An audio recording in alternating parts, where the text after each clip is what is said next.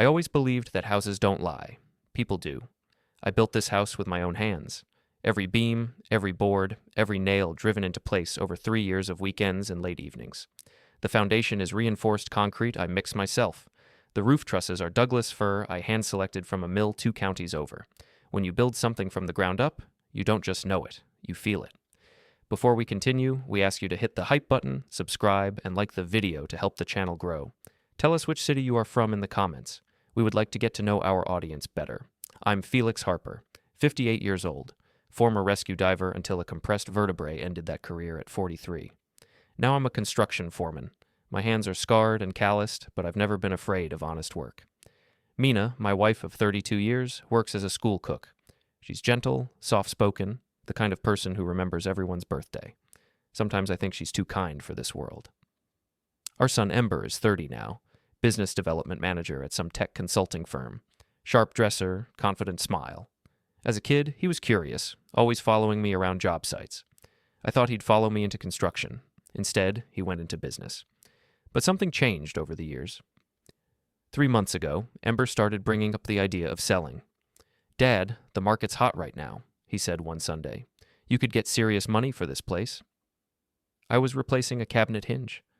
"Not interested." "But you and Mom don't need all this space." I set down my screwdriver. "Ember, I built this house with these hands. It's not a gold mine, it's my legacy." He smiled that smooth smile. "Of course, Dad. I just want to make sure you're thinking about your future." Avery, his wife, appeared from the hallway. "It's really about simplifying your life, Felix. Less maintenance, more freedom." Mina said nothing. She was folding laundry, eyes fixed on the towels in her lap. The cameras were my idea, installed 5 years ago after neighborhood break-ins. Basic system covering the front door, back door, and main hallway. I set it up myself. 2 weeks ago, I checked the feed and saw something that made my chest tighten. Tuesday afternoon, 2:47 p.m. Ember's car in the driveway. He let himself in with the spare key. Mina was in the kitchen, pulling a casserole from the oven. She wasn't supposed to be home. They talked. I couldn't hear audio, but I could read body language. At first normal. Then his posture changed. He stepped closer. Mina backed toward the fridge. He wasn't threatening her physically, but the way he moved, blocking her exit, leaning in, it was calculated. The conversation lasted 9 minutes. When Ember finally stepped back, Mina's face was pale. She pressed her palms against the counter. That's when I noticed something chilling. He was standing in the exact blind spot between cameras, the only position where his face wasn't clearly visible. I've designed enough spaces to know that wasn't accidental. My son had studied my camera system. After Ember left, Mina stayed in the kitchen for 10 minutes, gripping the counter. Then she walked to the bathroom. When she emerged, her eyes were red. That night at dinner, I almost asked her. But Mina smiled, asked about my day, served pot roast. She seemed fine, so I said nothing, a mistake. 3 days later, Jonas Keaton, my colleague, found me at work. "Got a second?" "What's up?" He glanced around. "I was at that brewery on 5th. Your son was there, talking loud to his friends." My jaw tightened. "What did he say?" "Something about finally getting what he deserves from the old man. Said it was just a matter of time." I didn't respond. That weekend, Ember and Avery came for Sunday dinner. Mina had been cooking since morning. Avery walked in, phone out, snapping photos. This is so retro, very farmhouse chic. During dinner, she dominated conversation about brand deals and social media. Then she turned to Mina. "You should get on social media, share your recipes. Although you'd need to upgrade the kitchen. The lighting is harsh, and the countertops are dated." Silence. I set down my fork. The countertops are granite. I installed them 16 years ago. Ember cleared his throat. "Dad, that's something I wanted to talk about. The house. It's beautiful, but it's a lot to maintain. Maybe it's time to consider downsizing." "I'm not selling. I just want to make sure you're thinking long term." "I am." The rest of dinner was strained. That night, I couldn't sleep. At 2 a.m., I opened the security app and scrolled through archived footage. Then I found it.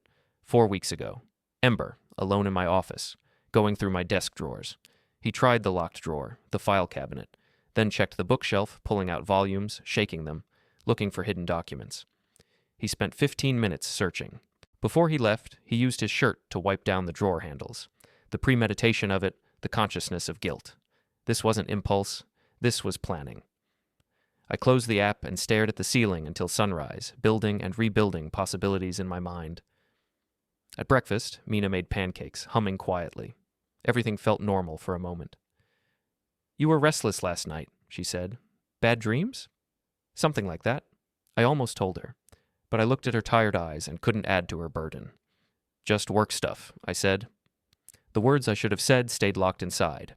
Our son was in my office going through my things, but silence seemed safer then. I was wrong. I watched the footage 3 times. Ember moved through my office with purpose, checking the locked desk, the file cabinet, then the bookshelf where I used to hide important papers. He searched for 15 minutes, found nothing, then wiped his fingerprints off the drawer handles before leaving. Not impulse, planning. I stared at the ceiling until sunrise. At breakfast, Mina made pancakes, humming like things were normal. She asked if I'd slept badly. I almost told her what I'd seen, but she was already exhausted. "Just work stuff," I said. On the drive to work, I tried to think clearly. Assess, plan, act. But this wasn't a job site emergency. This was my son. At 10, Jonas found me. "You look rough." "He broke into the house last month. I have footage." Jonas frowned. What was he looking for? No idea, but he wiped everything he touched. "That's deliberate, Felix." I knew. That evening I drove past Ember's apartment. His BMW was parked outside. Through a lit window I saw movement. Him and Avery, together. Planning. At home, I asked Mina if Ember had been stopping by when I wasn't there. She stiffened. Sometimes, not often. She didn't want to talk. Later, after she fell asleep, I went to my office. I opened the hidden safe Ember hadn't found. All our important documents were still inside. Deed, wills, insurance, retirement. Untouched. So what was he searching for? I looked up his company online and found a business journal article. Ember had pitched software for construction companies and publicly credited me as his inspiration. Worse, he told the reporter he was confident in family backing for funding. I wasn't backing anything. He had never mentioned this venture to me. I called Jonas again. "Has anyone talked to you about Ember?" "Actually, yeah. Montrose Materials said he'd been asking about vendor relationships. He used your name. Over the next week, I discreetly contacted people in my network. The pattern was the same everywhere. Ember had been calling dozens of companies, dropping my name, pretending I was supporting his project. He was building legitimacy he hadn't earned and setting me up as the implied financial guarantor. And for that, he needed collateral. He needed the house. Suddenly, everything clicked. The pressure, the intimidation, the push to sell. He wanted the proceeds to fund his expansion, and he was manipulating Mina to break me down. Rage flared, but I pushed it aside. Anger leads to mistakes. What I needed now was more evidence. That weekend, Ember called. "Just me this time. Want to talk to you about something important." "Sure," I said. "Come around 2. After I hung up, I checked the cameras. Then I called Jonas. "Can you come over Sunday around 1:30? I might need a witness." Sunday arrived. At 1:15, I went to my office and set my laptop to record. Positioned it where it had a clear view of the room. Jonas arrived at 1:30. I let him in through the back door and showed him everything. The footage, the business journal article, the phone calls to contractors. "Your son is committing fraud," Jonas said, "and he's manipulating your wife." "I know. So what's the play?" "He's coming at 2. I'm guessing he's going to ask for money directly or push the house sale harder. I want you as a witness." "Where do you want me?" "Office closet. Door cracked." At exactly 2 o'clock, Ember's BMW pulled into the driveway. I opened the door before he could knock. "Hey, Dad." "Ember, come in." We sat in the living room. Mina appeared briefly, then retreated to the bedroom. "So," I said. "What did you want to talk about?" Ember leaned forward. "Dad, I'm going to be straight with you. I need your help. I'm launching a business. Software for construction project management. I've got interest from investors, but I need capital to get the prototype finished." "How much capital?" $200,000. The number hung in the air. "That's a lot of money," I said calmly. "I know. But Dad, this is a sure thing. You'd be investing in your son's future." "And where do you think I'd get $200,000? He hesitated. "The house is worth at least $600,000. You could refinance. Take out equity." "No. Dad, the house is paid off. I'm not putting it in jeopardy." His expression tightened. "This isn't just any business venture. This is your son trying to build something meaningful." "I built this house with my own money, my own labor. I didn't ask anyone to risk their security for my dreams." Times have changed. You need to leverage assets. Then leverage your own assets. I don't have any. The words burst out, sharp and frustrated. But you've got equity just sitting here. It's wasted potential. It's my home. Ember stood, pacing. I don't understand you. I'm giving you an opportunity and you're being selfish. The word landed like a slap. Selfish, I repeated quietly. Yes. You're so focused on keeping this house that you can't see how you're holding everyone back. Who's everyone? Me, Mom, the family. Your mother doesn't want to sell this house. She's too afraid to tell you otherwise. I've talked to her. She's miserable here, Dad. That's a lie. Is it? When's the last time you actually listened to her? I stood slowly. Get out. Dad. Get out of my house, now. His face flushed red. You're making a huge mistake. By lying about me to contractors, using my name to pitch a business I'm not involved in, going through my office when I'm not home? His expression froze. What? I have cameras, Ember. I've seen everything. The color drained from his face. You're spying on your own family? I'm protecting my home.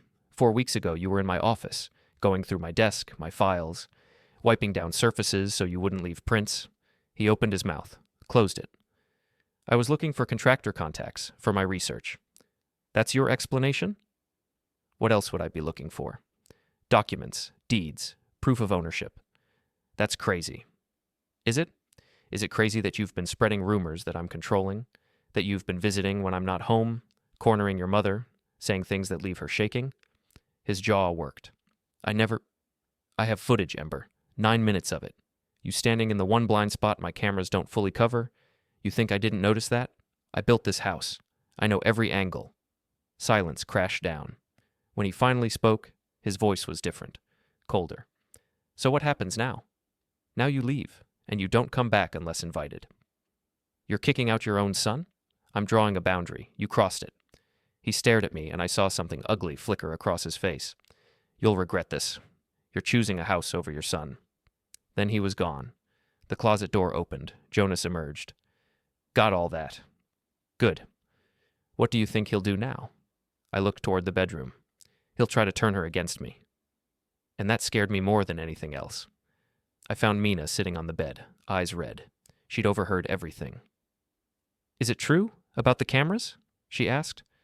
Yes, I've been watching to protect us. He's our son, Felix. That doesn't excuse what he's doing. She tried to defend him, but the lie hung in the air. Finally, she admitted what Ember said in the kitchen. That she was weak, that she'd wasted her life, that she was holding me back. She crumbled, wondering if any of it was true. I held her. You're the strongest person I know. What do we do? She whispered. Protect each other. He'll be angry. Let him be. Later that night, Ember began texting. You destroyed our relationship. Delete. Avery is devastated. Delete. You'll regret this. I turned off my phone.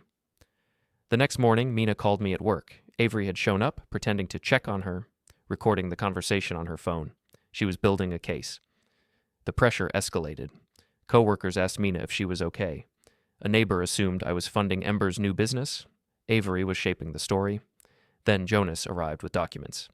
Ember's company filings, loan applications. He listed you as a co-signer, Jonas said, pending approval. I never signed anything. He intercepted the verification letter. This is fraud. Hearing my son described that way made me sick, but Jonas was right. I went to the bank the next morning. The manager insisted on filing a fraud report. I asked for time. She agreed only after flagging all my accounts for protection. That evening, the principal called Mina in for a private meeting. The next morning, I drove her to school. When she returned, she looked shaken. Someone called anonymously, she said. They implied I might be in an unstable home. Avery again, isolating her, planting doubts. Mina's voice cracked. I'm so tired. I stopped the car. You are strong. Don't let them take that from you. She straightened, nodded, trying to hold herself together. But I could see the strain. That's when I knew this wouldn't end with boundaries or conversation. It would end with a confrontation, a final one, and I intended to be the one standing. The thing about working underwater is that panic will drown you faster than the ocean. When you're 60 feet down in dark water, you learn to compartmentalize. Fear goes in a box.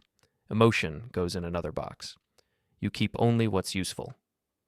I'd been out of rescue diving for 15 years, but the training never left. Over the next 3 days, I planned. First, documentation. I went through every security camera recording from the past 6 months and saved copies to 3 locations: my laptop, an external hard drive in my safe, and cloud storage only I could access. I organized the footage by date: Ember searching my office, cornering Mina, every suspicious visit. Second, financial security. I met with the bank manager and moved half our savings into a separate account with only my name. Not because I didn't trust Mina, but because if Ember gained access to her information, I wanted our resources protected. I changed every password, added 2-factor authentication, requested physical security keys. Third, legal protection. I made an appointment with a lawyer named Grace Rivera. I explained the situation. All of it.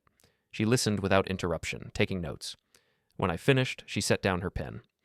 "Mr. Harper, your son has committed multiple crimes: identity fraud, forgery, potentially extortion. You could press charges tomorrow." "I'm not ready for that." "Why not?" "Because he's my son. That doesn't give him immunity." "I know. But once I go to the police, there's no going back. He'll have a criminal record." Grace leaned back. "You're trying to give him a chance to stop on his own." "Yes." "That's admirable. It's also dangerous. He's escalating. These aren't the actions of someone who's going to suddenly see the light." "I know. So what's your end game?"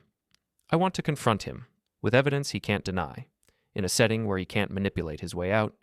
I want him to understand that I know everything, and if he doesn't stop, there will be consequences." "A tactical confrontation." "Yes." Grace considered this.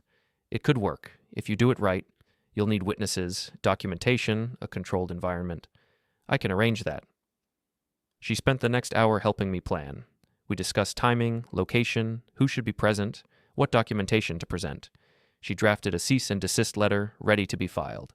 She helped me update my will, explicitly protecting the house from any claims Ember might make.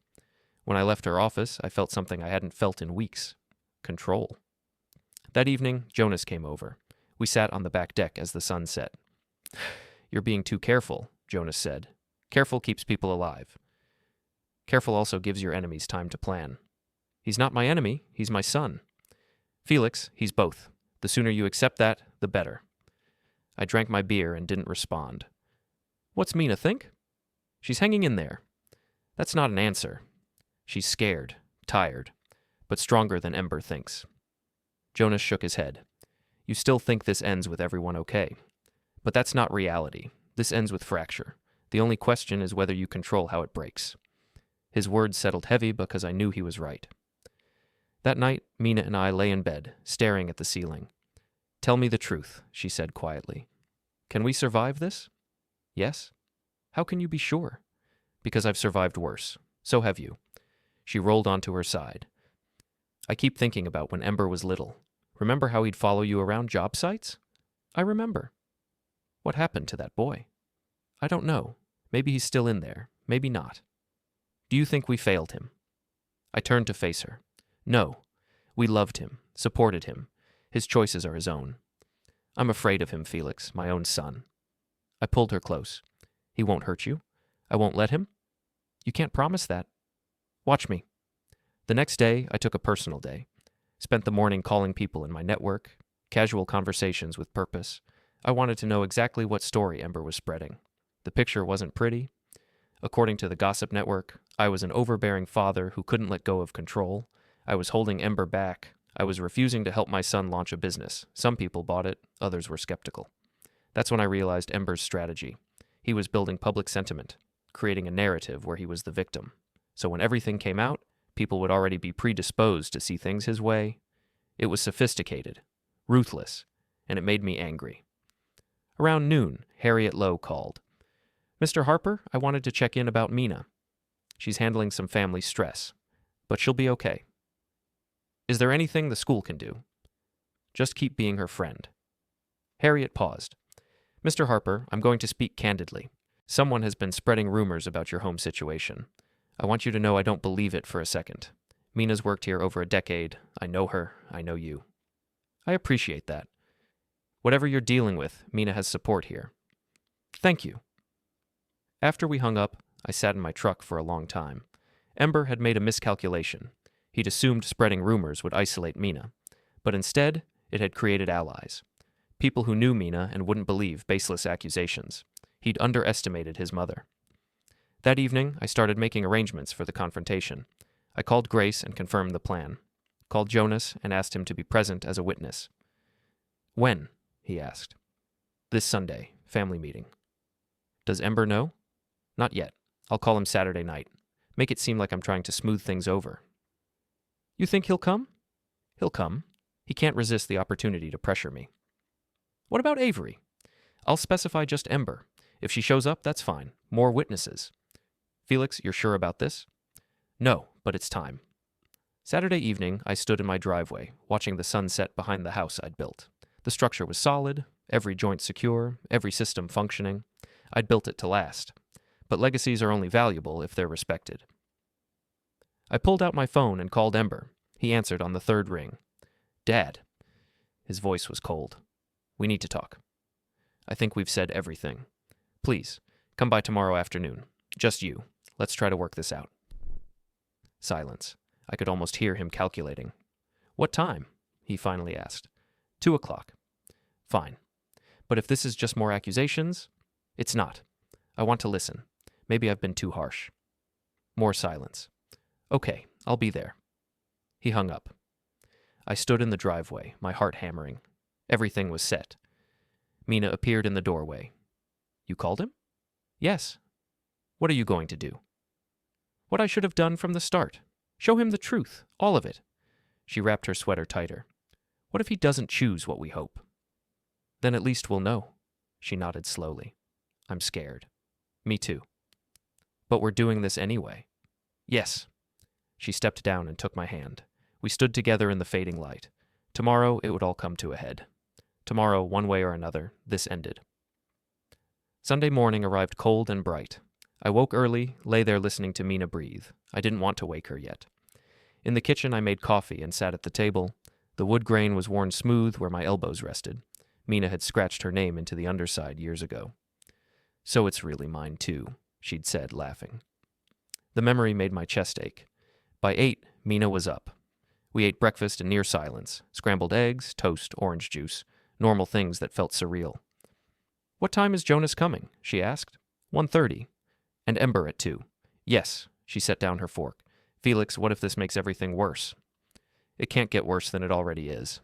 It can. It always can. I reached across the table and took her hand. We're going to be okay. She wanted to believe me. I could see it in her eyes, but doubt had taken root too deep. The morning dragged. I checked the cameras twice, made sure the laptop was positioned correctly in the living room, tested the recording software. Everything had to be perfect. At noon, Grace Rivera called. Mr. Harper, just confirming you're ready for this afternoon. As ready as I'll ever be. Remember what we discussed. Stay calm. Present the evidence methodically. Don't let him provoke you into an emotional response. I understand. And if he becomes threatening in any way, you have grounds to call the police immediately. It won't come to that. I hope you're right. Good luck. At 1:15, I changed into clean clothes. Not fancy, just presentable. And Mina did the same. We moved through the house like we were preparing for a funeral. Jonas arrived at 1:30 sharp. I let him in and showed him to the office. Same as last time? He asked. Same as last time. Closet, door cracked, recording everything. He studied my face. You look like you're going into battle. Maybe I am. Felix, if this goes bad, it won't. But if it does, I've got your back. Just say the word. I gripped his shoulder. Thank you. He disappeared into the office. I heard the closet door click softly shut. Mina was in the living room, sitting on the couch, hands clasped in her lap. I sat beside her. You don't have to be here for this, I said. You could wait in the bedroom. She shook her head. No, I need to face him. I need to see this through. Okay. We sat in silence, watching the clock. 1:45, 1:50, 1:55. At exactly 2:00, I heard the car pull into the driveway. Mina's hand found mine and squeezed tight. The doorbell rang. I stood, took a breath, walked to the door and opened it. Ember stood there, dressed in business casual, slacks, button-down shirt, no tie. His expression was carefully neutral.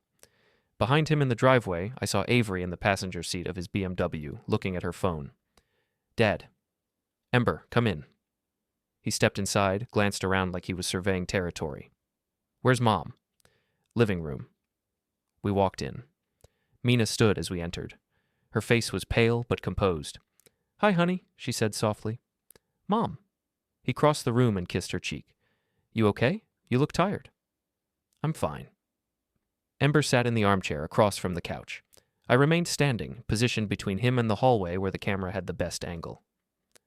"So," Ember said, leaning back with false casualness, "you said you wanted to talk, to work things out?" "I did." "Then let's talk. I'm willing to put last week behind us if you are." "That's generous of you." He missed the sarcasm, or pretended to. "I understand you were upset. You felt blindsided. But Dad, I'm still your son. We can get past this." "Can we?" "Of course. Family is family. And honestly, I've been thinking about what you said. About building things yourself, not asking for help. I respect that, so I've decided to pursue other funding sources for my business." "That's good to hear. But I do think we should discuss the house situation. Not for my sake, for yours and Mom's. You're both getting older. The maintenance is only going to get harder, and the market really is at a peak right now. If you wait another year, you might miss this opportunity." I let him talk, watched him build his argument piece by piece, the same way he'd probably practiced. When he finished, I said, "Ember, I want to show you something." I walked to the side table where I'd set up the laptop. Opened it. The screen showed the security camera interface. Ember's expression flickered, just for a second. "What's this?" he asked. "Footage from our security system. I thought we could review it together." "Dad, I don't think—" I clicked play. The first clip showed Ember in my office 4 weeks ago, going through my desk drawers. He watched in silence. Mina watched too, her hand over her mouth. "That was you," I said calmly. "Looking for something?" "What were you looking for, Ember?" "I already explained that. I was looking for contractor contacts." "Really? Because it looks to me like you were searching for documents, personal documents, and then wiping down the surfaces so you wouldn't leave fingerprints." "You're misinterpreting." I clicked to the next clip. Ember and Mina in the kitchen. 9 minutes of footage. "This is from 2 weeks before that. You and your mother. What are you discussing here, Ember?" He watched himself corner Mina by the fridge, watched her face go pale, watched her shoulders hunch. "We were just talking," he said, but his voice had lost its confidence. "Just talking. Interesting. Because after this conversation, your mother was shaking. She went to the bathroom and cried for 10 minutes. Mina made a small sound. Ember looked at her, then quickly away. "I want you to tell me," I said. "Right now." "What did you say to her?" "Nothing that wasn't true." "What did you say?" His jaw tightened. "I told her she was enabling your stubbornness, that she could convince you to make better financial decisions if she tried, that's all." "That's all?" "Yes." "You didn't call her weak, useless, tell her she was the problem?" Ember's eyes widened slightly. He looked at Mina. "You told him?" "She didn't have to," I said. I can read the distress on her face in the footage. But yes, eventually she told me. Everything you said, how you made her feel. I was trying to help her see reality. Reality? My voice rose despite my intention to stay calm. The reality is that you've been manipulating both of us, spreading lies about me to contractors, using my name without permission, forging loan applications. What? I never... I pulled out the printed documents Jonas had given me. The bank application with my forged signature.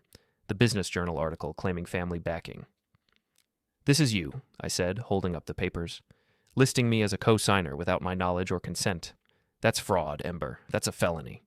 He stared at the documents. All color had drained from his face.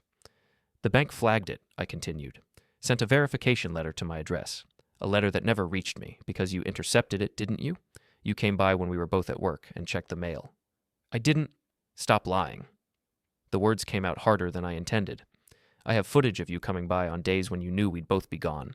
I have timestamps. I have phone records of contractors you contacted using my name. I have everything, Ember. Everything." Silence crashed down.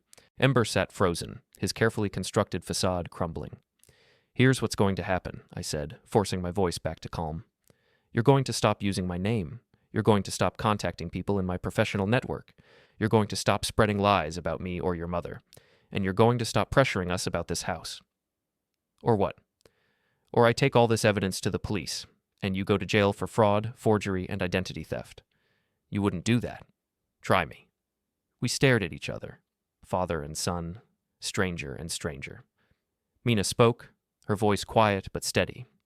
Ember, why? Why would you do this to us? He looked at her, and for a moment I saw something almost like shame cross his face. But then it hardened into resentment. Because you have everything, he said, and you're wasting it.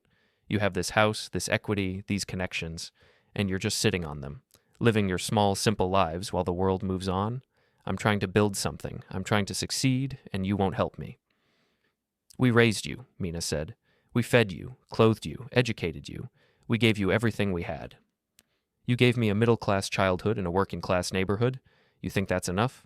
My friends' parents are doctors, lawyers, investors. They have summer homes. They drive luxury cars. What do I have? A father who builds other people's buildings and a mother who serves other people's kids? The words hit like strikes to the face. Mina's eyes filled with tears. I felt rage building in my chest, hot and dangerous. Get out, I said quietly. What? Get out of my house. Dad, you just told your mother that feeding children for a living makes her worthless. You told me that building things with my hands is beneath you. You've stolen from me, lied about me, manipulated your mother until she doubted herself. And you did all of it because you're greedy, because you want money you didn't earn and status you don't deserve. I walked to the front door and opened it. Leave, now. Ember stood slowly. If I walk out that door, we're done. You understand that? We've been done since the moment you decided we weren't good enough for you. Fine. He moved toward the door, then turned back. You're going to regret this, both of you. When I succeed, when I build something bigger than you ever imagined, you'll regret not being part of it. I already have something bigger than you can imagine, I said. I have integrity. He flinched like I'd struck him. Then he walked out. Through the window, I watched him get into his BMW, watched him say something to Avery, watched them drive away. The house was silent. Mina collapsed onto the couch, crying. I sat beside her, pulled her close. Jonas emerged from the office, his face grim. Got all of it. Thank you. Felix, I'm sorry. I know that was brutal. It needed to happen. What now? Now we move on, we protect what's ours, and we let him make his own choices. Jonas nodded. I'll get you copies of the recording by tomorrow. After he left, Mina and I sat together in the quiet house. The house I'd built, the home we'd made. Is it really over? She asked. Yes. It doesn't feel over. It will. Give it time. She leaned her head on my shoulder. I'm proud of you. For what? For protecting us. For standing up to him. For being exactly who you've always been. I kissed the top of her head. Outside, the sun was setting. Orange light filled the living room, painting everything in warm tones. We'd survived. That was enough. The next morning, I woke to 17 missed calls and 12 text messages, all from Ember. The first few texts were angry. You humiliated me. You recorded me without consent. That's illegal in this state. I'm contacting a lawyer. This isn't over. You've destroyed our relationship. I hope you're happy. Then they shifted to pleading. Dad, please, can we talk about this rationally? I'm sorry if I said things that hurt you. I was under a lot of stress. I love you and Mom. Let's work this out. Then back to anger. Fine. Don't respond. But you'll hear from my attorney. I deleted all of them and blocked his number. Mina was already up, making coffee. She looked exhausted, but lighter somehow, like she'd set down a heavy weight. Did he call you? I asked. Yes, I didn't answer. Good. We ate breakfast in comfortable silence. For the first time in weeks, the silence felt peaceful instead of tense. At work, Jonas pulled me aside. How are you holding up? Better than I expected. I made copies of the recordings like I promised, stored them in 3 separate locations. If Ember tries anything legal, you're covered. He won't. He's smarter than that. He knows the recordings show he committed crimes. People do stupid things when they're desperate. He's not desperate. He's angry. There's a difference. Jonas didn't look convinced, but he let it go. That afternoon, Grace Rivera called. Mr. Harper, I heard from opposing counsel. My stomach tightened. Ember hired a lawyer? His wife did, an attorney named Douglas Brennan. He sent a letter claiming you violated your son's privacy rights and demanding the security footage be destroyed. Can they force that? No, it's your home, your security system. You had every right to record what happened on your property. I've already responded with a letter explaining that, and pointing out that the recordings show evidence of attempted fraud and identity theft. How did they react? Radio silence since then. I suspect once Mr. Brennan saw the actual evidence, he advised his clients to drop it. So it's over? For now. But Mr. Harper, be prepared. This may not be the end. Your son is clearly persistent. That evening, Mina got a call from Harriet Lowe. Mina, I wanted to let you know someone came by the school today asking questions about you. Mina's hand tightened on the phone. Who? She didn't give her name, but the description matches Ember's wife. She claimed to be doing a wellness check. Said she was concerned about your home situation. What did you tell her? I told her that any concerns about our staff's well-being should go through proper channels, and that I had no concerns about you whatsoever. Then I asked her to leave. Thank you, Harriet. Mina, if they escalate this, please let me know immediately. I'll involve the school district if necessary. You have protection here. After she hung up, Mina's hands were shaking. They're not stopping. They will, I said. They're testing boundaries, seeing what they can get away with. When they realize it won't work, they'll give up. You really believe that? I have to. But doubt crept in. Jonas was right. Desperate people did stupid things. And Ember had 200,000 reasons to be desperate. That night, I couldn't sleep. I kept thinking about the look on Ember's face when he left. Not shame, not regret. Calculation. He was planning something. At 2 a.m, I got up and checked the security system. Everything was functioning normally. Front door locked, back door locked, windows secure. The house was quiet, peaceful, but I felt watched. It was paranoia, I told myself. Stress and exhaustion playing tricks on my mind. I went back to bed but didn't sleep. Over the next 3 days, strange things started happening. Small things, easy to dismiss individually. Monday afternoon, Mina came home to find the front door unlocked. She was certain she'd locked it that morning. I checked the security footage, but the camera angle didn't quite capture the lock mechanism. The footage showed no one approaching the door. Tuesday, my work truck had a flat tire, just one tire. The valve stem had been loosened slightly. Not enough to notice immediately, but enough that the tire slowly deflated overnight. Could have been vandalism. Could have been wear and tear. Hard to say. Wednesday, Mina received a call at work from someone claiming to be from our insurance company, asking to verify our home address and asking whether we'd filed any recent claims. When Mina called the insurance company back directly, they had no record of making such a call. Jonas thought I was being paranoid. Felix, you're seeing patterns where there aren't any. Doors get left unlocked, tires go flat. Scammers call random numbers. All in the same week? Coincidence. I don't believe in coincidence. Then what do you believe? That Ember is sneaking around loosening your tire valves? Oh, come on. He was right. It sounded ridiculous when said out loud, but the feeling persisted. Thursday evening, I was working late at the job site when Mina called, her voice tight with fear. Felix, I think someone's been in the house. What? Are you okay? I'm fine. I'm locked in the bedroom. But when I came home, things were moved. Just slightly. The living room lamp was on a different end table. The kitchen chairs were arranged differently. My jacket was on the wrong hook. Are you sure? I'm sure, Felix. Someone was here. Call the police. I'm on my way. I drove home 20 miles over the speed limit, my heart hammering. When I arrived, there were 2 police cruisers in the driveway. Mina met me at the door, pale but unharmed. They searched the house. No sign of forced entry. Nothing stolen. They think I'm imagining things. The officer in charge, a young guy named Patterson, looked sympathetic but skeptical.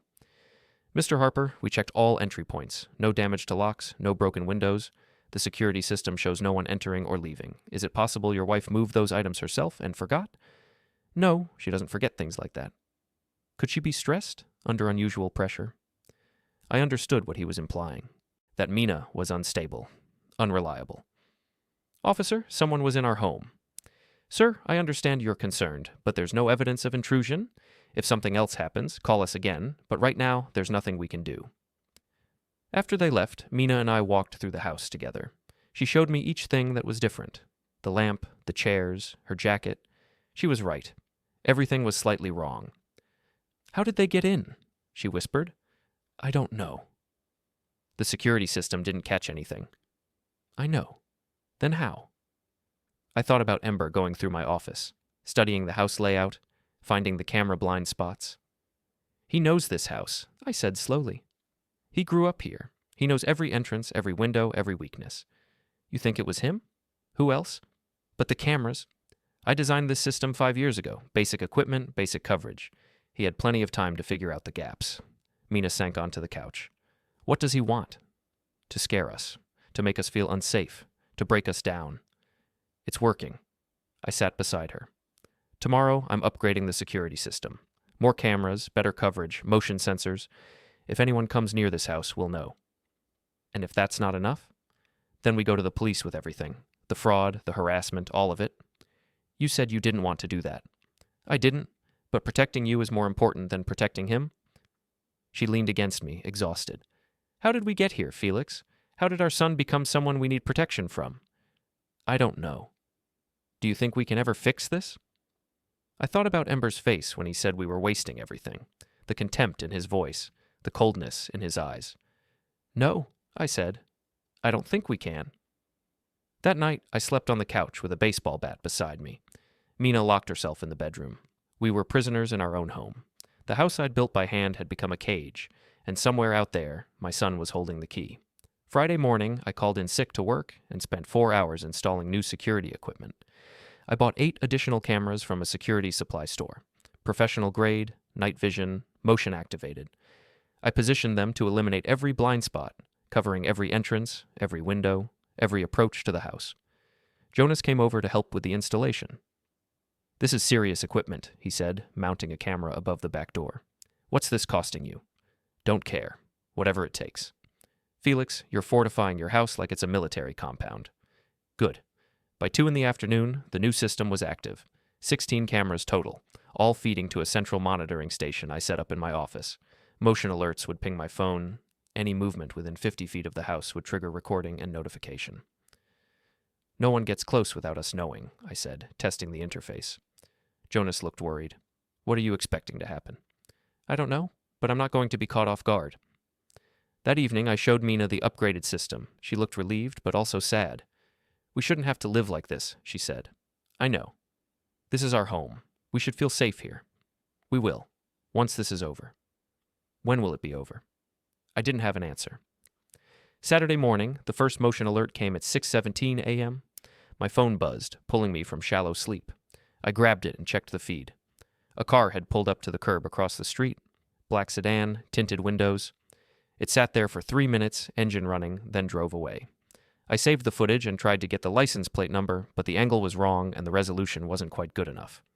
At 9:42 a.m., another alert. The same black sedan, parked in the same spot. This time, it stayed for 7 minutes. I called the non-emergency police line and reported a suspicious vehicle. By the time an officer arrived 20 minutes later, the car was gone. At 2:15 p.m., the car returned. This time, I was ready. I grabbed my truck keys and headed for the door. Mina caught my arm. Felix, don't. That's what they want. I'm not confronting anyone, just getting the plate number. Please, let the police handle it. The police aren't handling it. They think we're paranoid. I went outside. The moment I stepped off the porch, the black sedan's engine started. It pulled away before I could get close enough to see the plate. But I saw the driver. Just a glimpse through the windshield. Avery. I stood in the middle of the street, watching the car disappear around the corner, my fists clenched. Inside, I called Grace Rivera. They're surveilling us. Ember's wife is sitting outside our house in her car.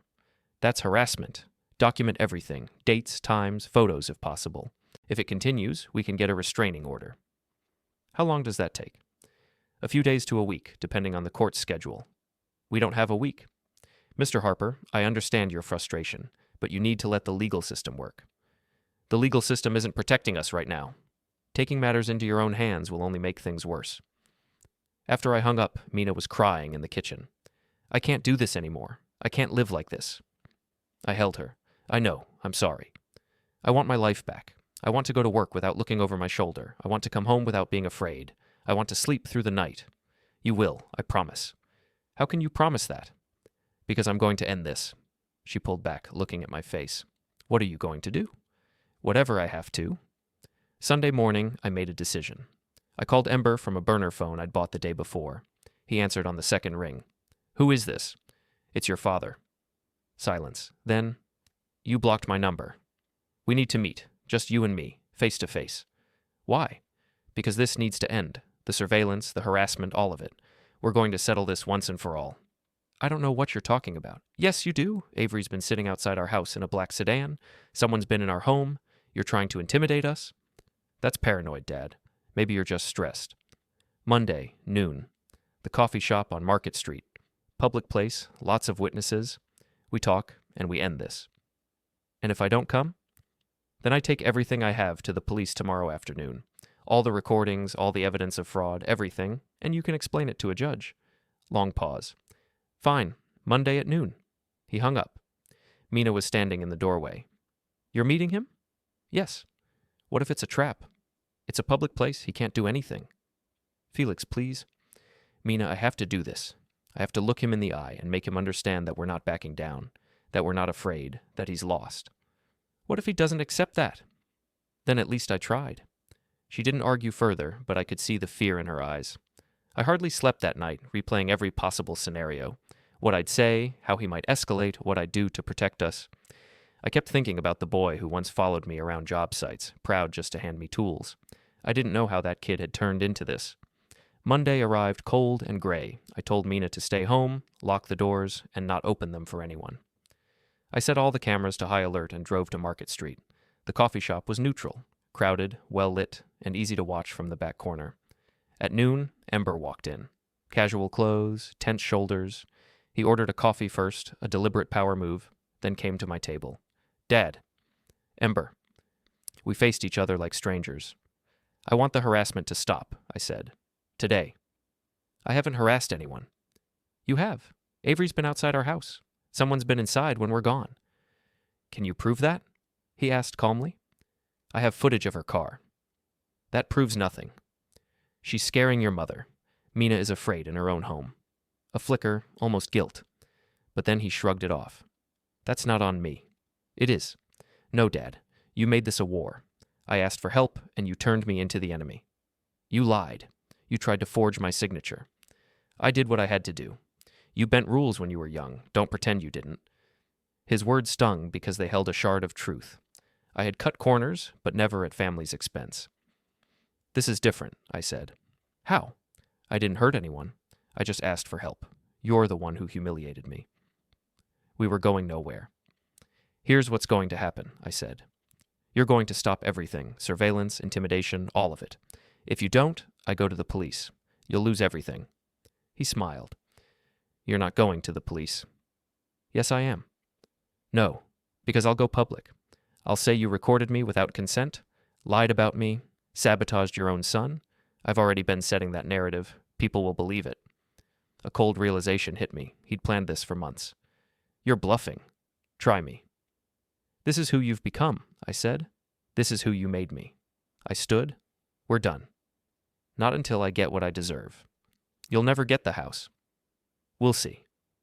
I walked out shaking, not just from anger, but from fear. He had leverage, and I had underestimated him.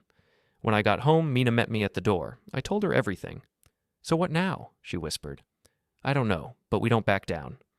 Felix, maybe we should just let it go. If we give him this, he'll only want more. She broke down crying. I'm exhausted. I know, I said, holding her. It will be over soon. Promise? I promise. But I still had no idea how to make that true. That night, at 2:34 a.m., every security alarm in the house went off simultaneously.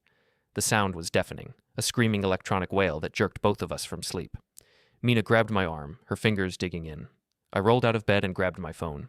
The security app showed motion alerts from all 16 cameras, every single one. But the live feeds showed nothing.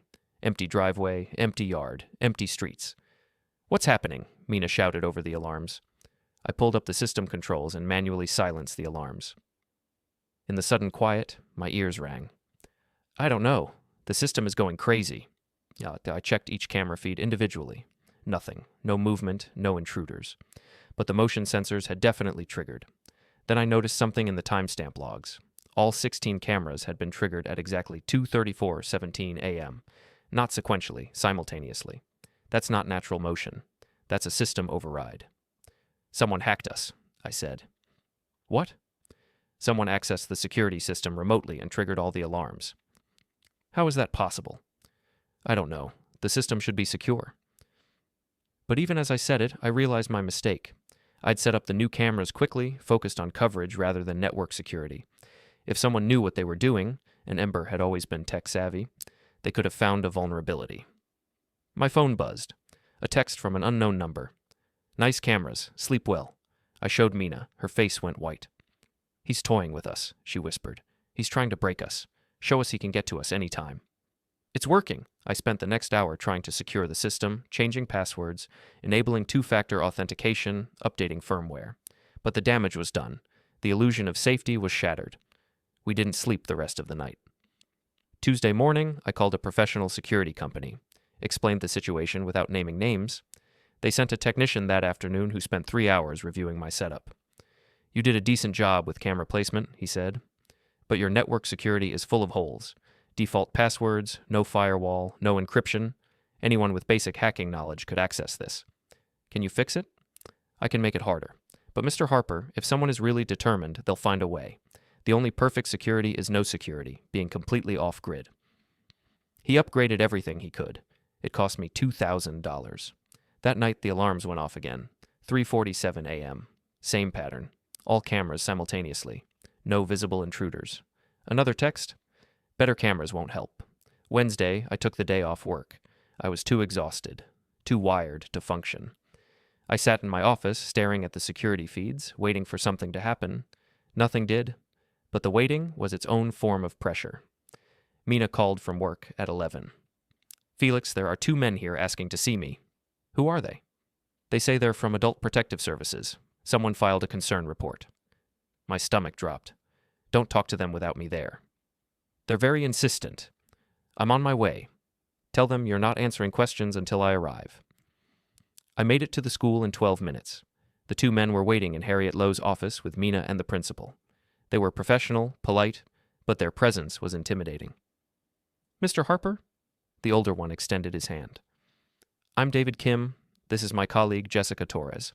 We're following up on a wellness concern filed regarding your wife. What concern? An anonymous report suggested Mrs. Harper might be in an unsafe living situation, exhibiting signs of distress, appearing afraid. We're required to investigate. This is harassment, I said. Someone is filing false reports. We have to take all reports seriously, sir. Can we ask you both a few questions? For 30 minutes, they questioned us about our home life, stress, safety, control. Mina was honest. Things were tense, but she wasn't in danger. They seemed satisfied, but wrote everything down. If you get another report, it's malicious, I said. A family member is targeting us. File a police report, Kim suggested. We tried. They won't act. Then document everything, Torres said. If this is harassment, you'll need proof. After they left, Harriet warned us. I believe you, but these visits are disruptive. If another agency gets involved, the district may require mandatory leave. I could lose my job? Mina whispered. I hope not, but resolve this fast. In the truck, Mina cried. He's ruining our lives. What else will he take? Nothing, I said. This ends now. How? I thought of Ember's smug confidence. He believed he'd cornered us. He was wrong. I'm going to give him what he wants, I said. What? I'll offer him the house. Felix, no. Not really. I'll make him think he's won. And when he comes to collect, I'll trap him. How? I'll figure it out. I built this house. I know every inch. She stared at me. You're planning something final. Yes. What do you need from me? Act normal. Let him think this is breaking us. Make it believable that I'm losing control. That won't be hard. Just a little longer. That afternoon, I called Ember from a burner phone. You win, I told him. We'll sell the house. You'll get your share. Suspicion. Why now? Mina's falling apart. Her job's at risk. You got what you wanted. I only want what's fair. Great. One condition. We meet at the house on Saturday. All 4 of us. No lawyers. Why in person? I want to look you in the eye and end this. What time? 2. Fine. He hung up. I sat in my truck, heart pounding. The trap was set. Now I just had to spring it. I spent Wednesday evening planning. Not reactive, defensive planning. This was tactical, calculated, cold. I drew the house layout on graph paper, marking every room, every entrance, every camera angle. I knew this structure better than anyone alive. I'd designed it, built it, lived in it for 20 years. Ember thought he knew it too. But there were things I'd never shown him. Modifications I'd made over the years. Spaces only I knew about. Thursday morning, I drove to the county records office and made certified copies of the house deed showing sole ownership in my name I got copies of the trust documents Grace Rivera had prepared, explicitly excluding Ember from any inheritance claims on the property. Then I went to the bank and withdrew $5,000 in cash. Emergency money. Jonas called me that afternoon. "Felix, you've been quiet. What's going on?" "Saturday, 2 p.m. It ends." "What ends?" "All of it. I'm meeting with Ember. Final confrontation." "What are you planning?" "I'm going to show him proof that he has no legal claim to this house, that everything he's done has been for nothing, and I'm going to record him admitting to the fraud, the harassment, all of it." "That's risky." "Keep your phone on. If I don't call you by 4 p.m. Saturday, call the police and come to the house." "Felix, I mean it, Jonas, 4 p.m. Friday, I spent the day making the house ready. I positioned voice-activated recording devices in the living room, kitchen, and office. I tested each camera angle again, making sure there were no blind spots. I set up a laptop in the office with a live feed to Jonas's phone, insurance in case the recordings failed. Mina watched me work. "Are you sure about this?" "It's the only play we have left." "What if he gets aggressive?" I stopped and looked at her. "He won't. He's greedy, not aggressive. This has always been about money." "You don't know that." "I know my son." "Do you? Because I'm not sure we ever really knew him." Friday night, we barely spoke. I tried to sleep, but couldn't. At 2 a.m., I gave up and went to the office, pulled up the security feeds and watched the empty street. Saturday would change everything. Saturday morning arrived gray and cold. Mina made breakfast, but neither of us ate much. At noon, I started final preparations, checked all recording devices, verified camera feeds. At 1:30, we sat together in the living room. "Whatever happens," I said, "stay calm. Everything they say is being recorded." "I know. If things get heated, if I signal you, go to the bedroom and lock the door. I'm not leaving you alone with him." "Mina?" "No, we're in this together." I squeezed her hand. "Okay." At 1:55, headlights appeared in the driveway. Through the window, I watched Ember and Avery get out of the BMW. They stood beside the car for a moment, talking. Ember gestured at the house. Avery nodded. Then they walked toward the front door. The doorbell rang. I stood, took a breath, and opened the door. "Ember, Avery, come in." They entered, and I closed the door behind them. The trap was sprung. They stood in the entryway like they already owned it. Avery's eyes swept over the furniture, calculating value. Ember wore a small smile, triumph barely concealed. "Living room," I said. We arranged ourselves carefully. Ember and Avery on the couch, Mina and I in chairs across from them. Ember leaned back, relaxed. "So, you said you wanted to work things out like adults." "Tell me something first," I said. "When did you decide you wanted this house?" He glanced at Avery. She gave a subtle nod. "Honestly, about 2 years ago. Avery pointed out that you and Mom were sitting on a fortune, a house fully paid off in an appreciating neighborhood, and you weren't doing anything with it. So you decided to help us see that. We tried to talk to you reasonably, but you were so stubborn. We had to get creative." "Creative how?" Avery spoke. "Psychology. Marketing. We needed to shift your perception, make you see the house as a burden. By spreading rumors, by filing false reports, by hacking our security system." Ember held up his hands. "We never did anything illegal." "What about forging my signature on a loan application?" His smile faltered. "That was a misunderstanding." "What about searching my office without permission?" "I have a key. You gave it to me." I looked at Mina. She was pale but composed. "You're right," I said. "You've been very careful. Nothing prosecutable. Very clever." Ember's smile returned. "So here we are. You sell the house, we split the proceeds. 40% to you and Mom, 60% to us." 60%? Mina's voice was sharp. "The house wouldn't sell without our involvement," Avery said. "You're bringing pressure," Mina said, standing. "Fear and stress and sleepless nights." "That's dramatic, Mina," Ember said. "We're trying to help." "Help us? You've terrorized us." "Stop," I said. The word came out hard. I reached behind my chair and pulled out the folder, set it on the coffee table. "What's that?" Ember asked. "The truth." I opened it.